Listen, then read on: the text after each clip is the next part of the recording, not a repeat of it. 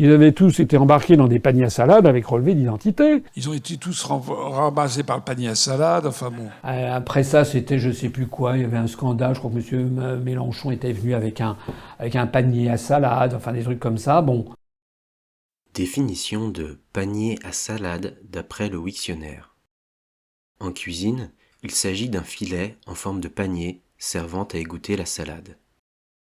On peut voir ici le premier panier à salade souple et pliant, inventé en 1935 par Henri Gautreau et fabriqué de 1935 à 1967.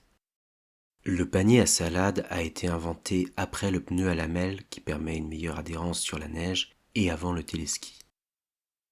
Par analogie, panier à salade peut aussi désigner un fourgon de police puisque ceux-ci sont grillagés. Voici un exemple de panier à salade de la police nationale. Exemple d'utilisation en contexte. J'ai vu aussi d'autres personnes qui s'étaient entichées d'un escroc, dont je préfère taire le nom, qui leur avait dit, alors voilà, le 5 mai, patatras, patatras, on va prendre le pouvoir, etc. Faut être un peu raisonnable, faut faire preuve d'un petit peu de discernement.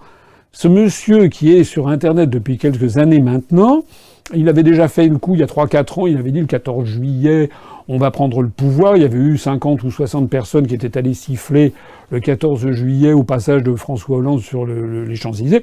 Ils avaient tous été embarqués dans des paniers à salade avec relevé d'identité. Alors moi, les rumeurs les plus bizarres circulent sur toutes ces opérations.